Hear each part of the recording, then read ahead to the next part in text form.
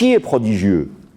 c'est que l'Angleterre a réussi à échapper à la menace révolutionnaire et l'influence du communisme marxiste a toujours été minimale en Angleterre. Elle a échappé à ça par justement the age of improvement. L'Angleterre a toujours cru à ce qu'on appelle meliorism, la capacité d'améliorer de manière progressive les choses. À côté de la préservation de ce pouvoir très monarchique, très symbolique, qui incarne la nation et non pas le pouvoir politique. La monarchie va se limiter à l'incarnation de la nation, mais elle va laisser, alors on lui aura arraché, mais elle aura fini par consentir à cet arrachement, la glorieuse révolution de 1688-1689, la monarchie va consentir à ce que le pouvoir politique ne soit plus sa prérogative et qu'il devienne le lieu d'une alternance entre les partis, que le pouvoir monarchique sanctionne sans intervenir.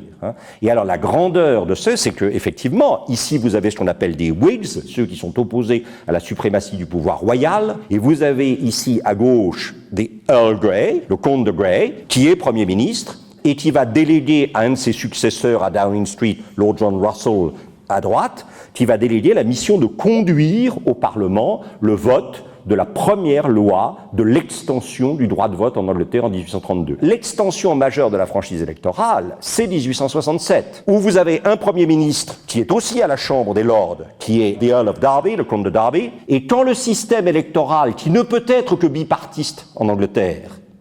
imposera l'émergence du Parti travailliste comme représentant du prolétariat industriel, ce ne sont pas les libéraux qui survivront en face des travaillistes, ce sont les conservateurs. Disraeli aura compris que le meilleur moyen de s'assurer la loyauté électorale d'un certain nombre de couches de la population, c'est de leur donner le droit de vote. Et c'est ce qu'il fait en 1867. Et ça sera confirmé, mais trop tard, en 1884, par Gladstone, qui sera le dernier grand réformateur de la loi électorale. Et vous voyez, ces trois étapes, 1832, 1867, 1884, permettront de donner à ceux qui ont le sentiment de créer de la richesse le sentiment d'être aussi représentés au niveau du pouvoir politique.